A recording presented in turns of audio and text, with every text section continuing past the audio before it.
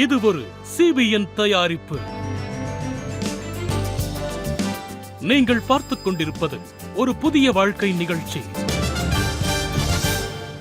வணக்கம். ஒரு புதிய வாழ்க்கை நிகழ்ச்சிக்கு உங்களை அன்புடன் வரவேற்கிறோம். இந்த நிகழ்ச்சியின் மூலமாக உங்களை சந்திச்சதில் ரொம்பவே சந்தோஷப்படுறோம். பொதுவாகவே நம்முடைய நிகழ்ச்சியை தொடங்குவதற்கு முன்னாடி நாங்கள் எல்லாருமே ஜெபம் செஞ்சுட்டு தான் தொடங்குவோம். இன்றைக்கான டாப்பிக்குமே அதுதான். நம்ம ஜெபத்தின் மூலமாக நம்ம வாழ்க்கையிலும் சரி, நம்ம செய்யக்கூடிய வேலையிலும் சரி, எப்படி ஒரு வழிகாட்டலை நாம் பெறலாம் அப்படிங்கிறது தான் நம்ம இன்றைக்கான நிகழ்ச்சியில் பார்க்க இருக்கிறோம். நீங்கள் இந்த நிகழ்ச்சியை பார்க்குறீங்க இல்லையா, இதுக்கு ஒரு டைரக்டர் இருக்கார். அவர் தான் இப்படி இருக்கணும்னு அவருக்கு ஒரு எதிர்பார்ப்பு இருக்குது. நாங்களுமே அடுத்தால என்ன பண்ணணும் அப்படிங்கிறத கேட்டு செய்கிறோம். அதே மாதிரி நம்முடைய வாழ்க்கைக்கும் ஒரு டைரக்டர் இருக்கார். அவர் தான் நம்முடைய தேவன். நம்ம எப்போவுமே அவர்கிட்ட கேட்டுக்கிட்டே இருக்கணும், நான் என்ன பண்ணணும். அவருடைய ஸ்கிரிப்டை படி தான் நம்முடைய வாழ்க்கையை நம்ம நடத்தணும். அதுதான் நமக்கு ஆசீர்வாதமாகவும் இருக்கும். எப்போதுமே நம்ம ஜெபிக்கணும், அவருடைய வழிகாட்டுதலின்படி நம்ம நடக்கணும். பைபிளில் சில வசனங்கள் இருக்குது, உங்களுக்காக அதை வாசிக்கிறேன். 25ஆம் சங்கீதம் 4-5 வசனங்கள். கர்த்தாவே, உம்முடைய வழிகளை எனக்கு தெரிவியும், உம்முடைய பாதைகளை எனக்கு போதித்தருளும். உம்முடைய சத்தியத்திலே என்னை நடத்தி என்னை போதித்தருளும். நீரே என் ரட்சிப்பின் தேவன், உம்மை நோக்கி நாள் முழுவதும் காத்திருக்கிறேன். எப்போவுமே நம்ம அவரை தேடிக்கிட்டே இருக்கணும். அவரிடத்துல நம்ம ஜெபம் செஞ்சுக்கிட்டே இருக்கணும். ஏன் அப்படின்னா, இந்த உலகத்தில் இருக்கக்கூடிய எல்லா விஷயத்தையும் நம்மளால் தனியாக சமாளிக்க முடியாது. அவருடைய துணை நமக்கு வேண்டும். இப்போது வருவது ஒரு ஆராதனை பாடல்.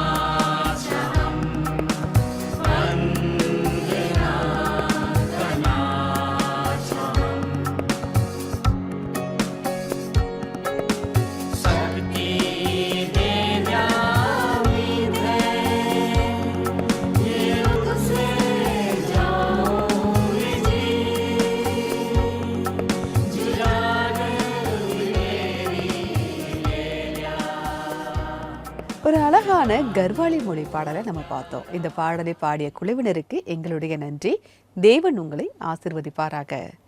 நம்ம ரீஜனல் ஃபோக்கஸ் உத்தரகாண்ட் மாநிலத்தை பார்க்குறோம். அங்கிருந்து ஒரு பாடலை பார்த்தோம். ஜீவனுள்ள சாட்சிகளையும் பார்க்க இருக்கிறோம். நம்ம வாழ்க்கையுடைய வழிகாட்டுதல் ஜெபத்தின் வழியாக தான் நமக்கு கிடைக்குது. இயேசு கிறிஸ்து தான் நமக்கு வழியும் சத்தியமும் ஜீவனுமாக இருக்காரு. உங்கள் வாழ்க்கையில் நம்ம எப்படி நடக்கணும், எதை தேர்ந்தெடுக்கணும் அப்படிங்கிற உங்களுக்குள்ள ஒரு கேள்வி வருதுன்னா நீங்கள் இயேசுக்கிட்ட தான் போகணும். அவருக்கு நம்மளை பற்றி நல்லாவே தெரியும். நம்ம நடக்க வேண்டிய பாதையை அவர் நமக்கு காண்பிக்கிறார்.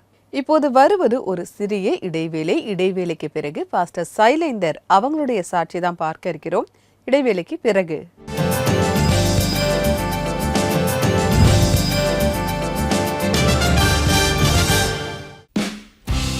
ஒரு புதிய வாழ்வு ஒவ்வொரு புதன்கிழமை அன்றும் உங்களுக்காக தேசிய பிரதேசங்களின் நிறத்தை தேசிய டிவியின் மேடையில் கொண்டு வருகிறது. உண்மை சம்பவத்தை பாருங்கள். சபை பாடகர் குழு பாடல்களை கேளுங்கள். மேலும் சரித்திர சிறப்பு வாய்ந்த தேவாலயங்களை சுற்றி பாருங்கள். ஒவ்வொரு புதன்கிழமையும் ஒரு புதிய இடத்திற்கு செல்லுங்கள். உள்நாட்டிலும் வெளிநாட்டிலும் இருந்த ஒரு புதிய வாழ்வு ரீஜனல் போக்கஸை பார்ப்பதற்காக சிபிஎனுக்கு உதவுங்கள். Give to CBN.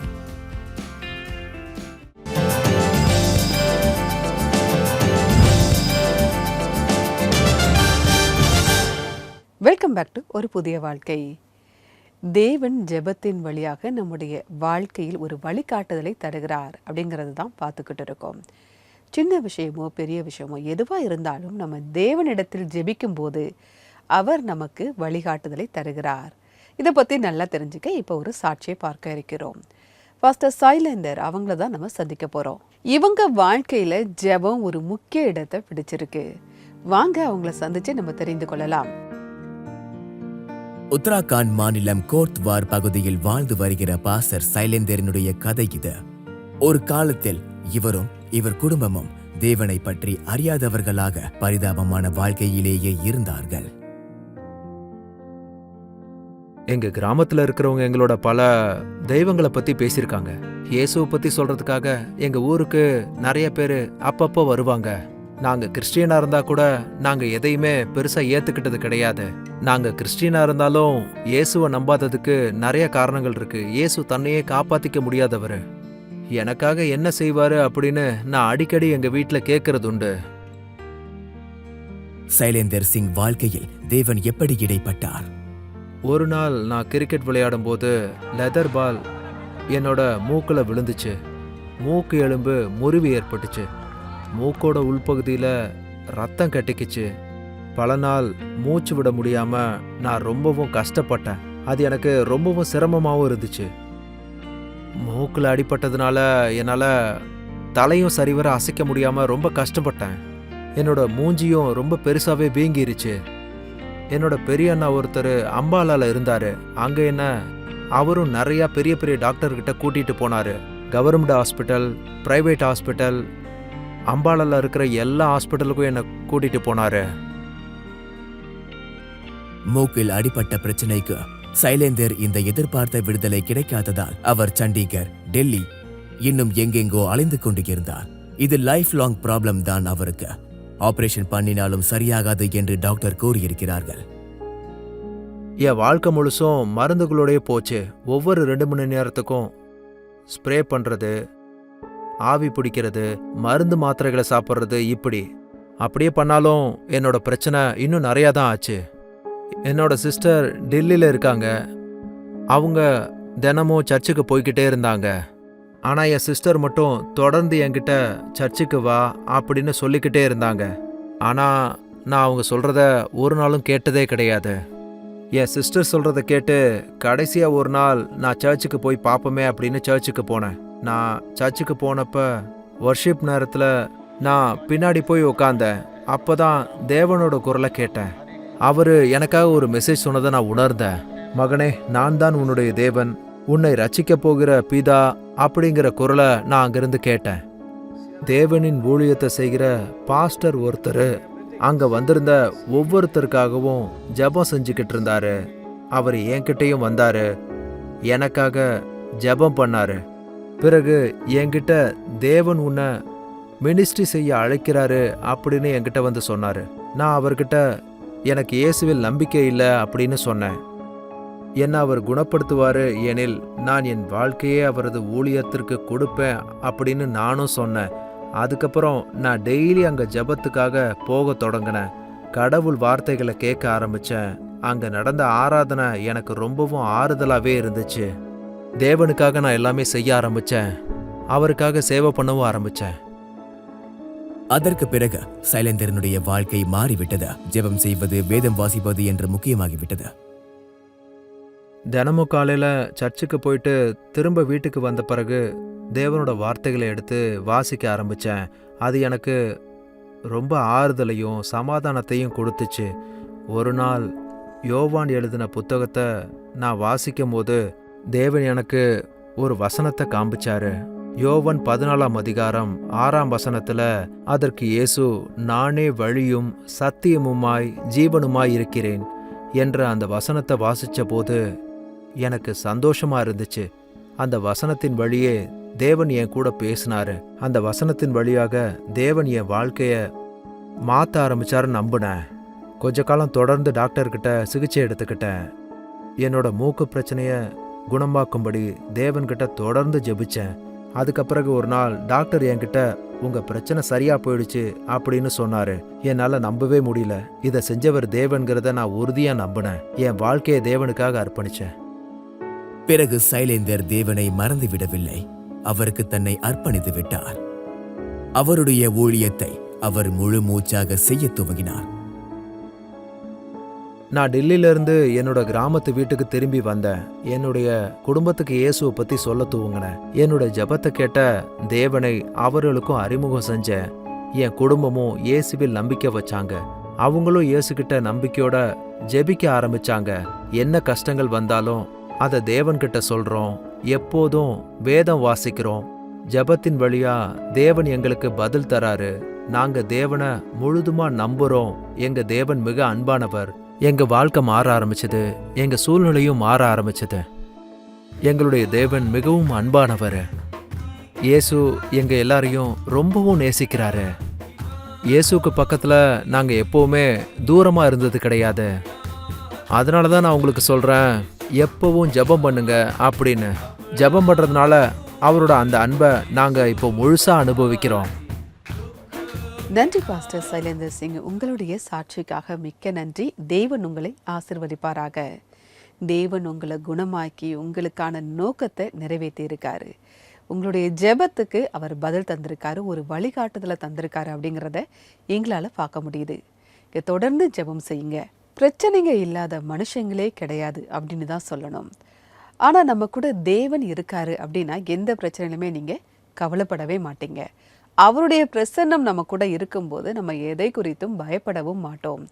என் தேவன் பார்த்துப்பாரு. எந்த பிரச்சனை வந்தாலும் சரி, எவ்வளோ கஷ்டமான சூழ்நிலை இருந்தாலும் சரி, என் தேவன் என் கூட இருக்காரு, அவர் பார்த்துப்பாரு. அந்த நம்பிக்கையில் நம்ம பலப்படுவோம். உங்களுக்காக ஒரு குட்டி கதையை நான் சொல்கிறேன்.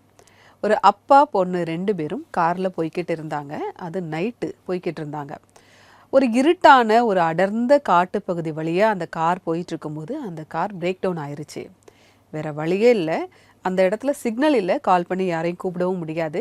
அங்கே உதவிக்கு கூட யாரும் கிடையாது. என்ன பண்ண, ரொம்ப நேரம் வெயிட் பண்ணி பார்த்துட்டு அவங்க அப்பா சொல்கிறாரு, தூரத்தில் ஒரு வெளிச்சம் தெரியுது, நம்ம எப்படியாவது அங்கே போயிடுவோம், அங்கே போனால் நிச்சயமாக நமக்கு ஏதாவது ஒரு உதவி கிடைக்கும் அப்படின்னு அவங்க அப்பா சொல்கிறாரு. ஆனால் அந்த சின்ன பொண்ணு சொல்கிறா, அப்பா இவ்வளோ இருட்டாக இருக்குப்பா, வேண்டாம், எனக்கு ரொம்ப பயமாக இருக்குது, எப்படி நம்ம அவ்வளோ தூரம் போகிறது அப்படின்னு சொல்லி அந்த பொண்ணு சொல்கிறான். அவங்க அப்பா சொல்கிறாங்க, நீ பயப்படாத, அப்பா இருக்கேன்ல, நான் பார்த்துப்பேன், என் கையை நல்லா பிடிச்சிக்கோ, வா போகலாம் அப்படின்னு சொல்லிட்டு இறங்கி நடக்க ஆரம்பிக்கிறாங்க. ரொம்ப இருட்டான பகுதி, அதுவும் அடர்ந்த காட்டு பகுதி வேற, ஆபத்து நிறைந்த பகுதியாகவும் அது இருக்குது. இந்த பொண்ணுக்கு ரொம்ப பயம் இருந்தாலும் அவங்க அப்பா கையை விடவே இல்லை, நல்லா பிடிச்சிக்கிட்டா. அந்த சமயம் ஒரு பாம்பு குறுக்க வந்துருச்சு. உடனே அவங்க அப்பா அங்கே கிடந்த கல் கம்பு என்னெல்லாமோ தூக்கி போட்டு அவர் எறிகிறாரு. அந்த பாம்பு அப்படியே பயந்து ஓடிருச்சு. அதை பார்த்தோன்னே இன்னும் அந்த பொண்ணு பயந்து போய் அவங்க அப்பாவை போய் கட்டி பிடிச்சிக்கிட்டா. அதுக்கப்புறம் அவளுக்கு ஒரு நம்பிக்கை வந்துட்டு அவங்க அப்பா கையை பிடிச்சிட்டு போய்கிட்டே அந்த பாம்பு ஓடிருச்சு.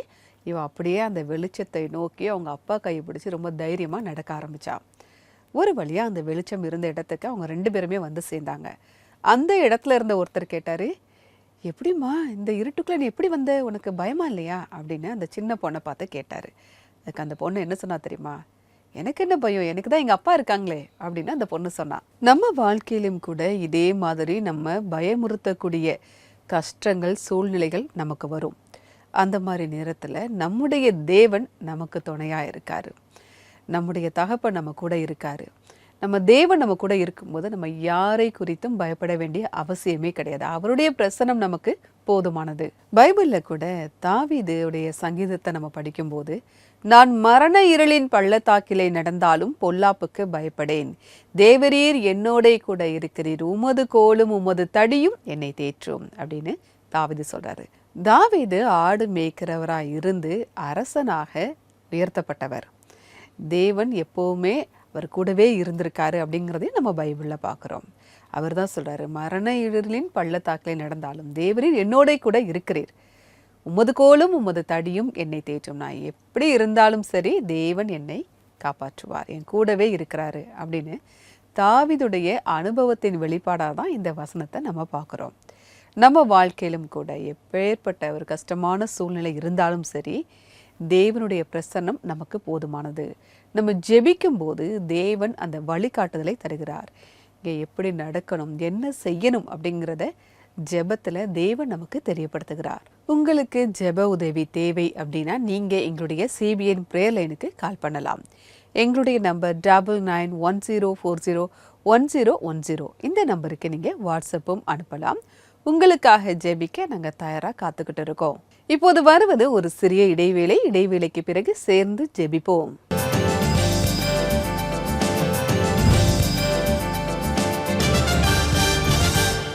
உங்களுடைய மனதின் குரலில் பிரசங்கத்தில் வல்லமையை அனுபவியுங்கள். एउटा ईसाई जीवन जिउँदै गर्दा उनीहरू पनि मैं एक विषय थे आप लोगों के बीच में ले सकूं। आप अकेले नहीं हैं। जी हाँ, अगर आप बात करें यूसुफ की, परमेश्वर वचन में एक बात देखा हा Jide thoba dia te udamba kun chopra mitena yo jespe kana ta आशीष देता है, बड़ी बरकत देता है और itu thagisegula apni overcome guru parugo. CBN-உடன் இணைந்த நற்செய்தியை ஒவ்வொரு வீட்டுக்கும் கொண்டு செல்லும் இந்த முயற்சியில் இன்றைக்கு ஒரு புதிய வாழ்க்கை குடும்பத்தில் இணையுங்கள்.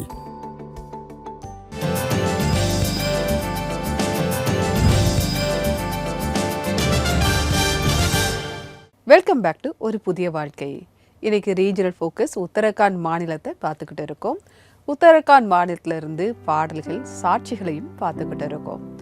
அது மட்டும் இல்லை, ஜெபத்தின் மூலமாக தேவன் நமக்கு வழிகாட்டுதலை தருகிறார் அப்படிங்கிறதையும் பார்த்துக்கிட்டு இருக்கோம். எந்த ஒரு கஷ்டமான சூழ்நிலையிலும் சரி ஒரு முடிவெடுக்கணும் அப்படின்னா நம்ம தேவன் கிட்ட தான் வரணும். நம்ம ஜெபிக்கும் போது தேவன் அந்த வழிகாட்டுதலை தருகிறார். இப்போ நான் உங்களுக்காக ஜெபிக்க போறேன், நீங்க என் கூட சேர்ந்து ஜெபிக்கலாம். அன்பின் பரலோக பிதாவை, இந்த நேரத்திற்காக நன்றியோடு உம்மை துதிக்கிறோம் அப்பா. எங்களை நீங்க உருவாக்கி இருக்கீங்க, அதற்காக முழு மனதோடு உம்மை புகழுகிறோம், உம்மை துதிக்கிறோம் ஆண்டவரே. அப்பா, எங்க மேல நீங்க அளவில்லாத அன்பு வச்சிருக்கீங்க, அதற்காக நன்றி ஆண்டவரே. நாங்க அப்பான்னு அழைக்கக்கூடிய ஒரு பெருமையை நீங்க எங்களுக்கு தந்திருக்கீங்க, அதற்காக நன்றி அப்பா. அதற்கு நாங்க எந்த விதத்திலும் தகுதி இல்லாம இருந்தாலும் தகப்பனே, உமது பிள்ளைகளாக நீங்க எங்களை ஏற்றுக்கொண்டு இருக்கிறீர், அதற்காக நன்றி கர்த்தாவே. அப்பா, இந்த நிகழ்ச்சியை பார்த்து கொண்டிருக்கிற ஒவ்வொருவருக்கும் உம்முடைய அன்பையும் கிருபையும் வழிகாட்டுதலையும் தாங்கப்பா. அவங்க வாழ்க்கையில் எடுக்கக்கூடிய ஒவ்வொரு முடிவும் அப்பா நல்ல ஒரு ஆசீர்வாதமாக இருக்க நீங்கள் உதவி செய்யுங்கப்பா. நீங்கள் பேசுங்க ஆண்டவரே, வழிகாட்டுங்க ஆண்டவரே. நீர் அப்படி செய்ய போகிறதற்காக நன்றி கர்த்தாவே. நாங்கள் விசுவாசிக்கிறோம் ஆண்டவரே. எங்கள் வாழ்க்கையின் எல்லா முடிவுகளையும் நாங்கள் ஜெபத்தில் வைக்கவும், எல்லா பிரச்சனைகளையும் உம்மிடத்தில் பேசவும் எங்களுக்கு ஞானத்தை தாரும் கர்த்தாவே. எதை செய்வது என்று நாங்கள் முடிவு செய்ய இயலாத நேரத்திலும் தகப்பனே, உம்முடைய கரம் எங்களோடு கூட இருக்கட்டும் அப்பா. நீங்கள் தான் எங்களுக்கு சரியான வழியை காண்பித்து தப்பா அப்பா எங்களுக்கு நாங்கள் வெற்றிகரமான வாழ்க்கை பயணத்தை நடத்த எங்களுக்கு நீங்கள் வழிகாட்டியாக இருங்க ஆண்டவரே. இப்போ இயேசு மூலமாய் ஜெபம் கேளும் பரமபிதாவே. ஆமேன், ஆமேன். நம்ம ஜெபிக்கும் போது தேவன் நமக்கு வழிகாட்டுதலை தருகிறார். இதை மட்டும் நீங்கள் மறந்துடாதீங்க. தொடர்ந்து ஜெபம் செய்யுங்க, அந்த வழிகாட்டுதலை நீங்களும் பெற்றுக்கொள்ளுங்கள். இன்றைக்கான வேத வசனம் என்ன அப்படிங்கிறத பார்க்கலாம். என்னை நோக்கி கூப்பிடு, அப்பொழுது நான் உனக்கு உத்தரவு கொடுத்து நீ அறியாததும் உனக்கு எட்டாததுமான பெரிய காரியங்களை உனக்கு அறிவிப்பேன். எரேமியா 33:3. ஒரு அருமையான வாக்குத்தத்த வசனம் தான் இது. நம்ம அவர்கிட்ட நம்ம கேட்கும்போது நம்ம அறிவுக்கு எட்டாத பெரிய காரியங்களை உனக்கு செய்வேன் அப்படின்னு தேவன் நமக்கு வாக்குத்தத்தம் பண்றாரு. அதனால நம்ம தொடர்ந்து அவர்கிட்ட பேசிக்கிட்டே இருக்கணும், ஜெபித்து கொண்டே இருக்க வேண்டும். அவர் நிச்சயமா ஜெபத்தில் நம்மை வழிகாட்டுவார். இப்போது கர்வாலி மொழியில் அமைந்த ஒரு ஆராதனை பாடலை பார்க்கலாம். சங்கீதம் 23 நம்ம எல்லாருக்குமே தெரிந்ததுதான். கர்த்தர் என் மெய்ப்பரா இருக்கிறார் அப்படின்னு நம்ம அந்த வசனத்தின் அடிப்படையில் அமைந்த ஒரு பாடலை தான் பார்க்க போறோம். வாங்க பார்க்கலாம்.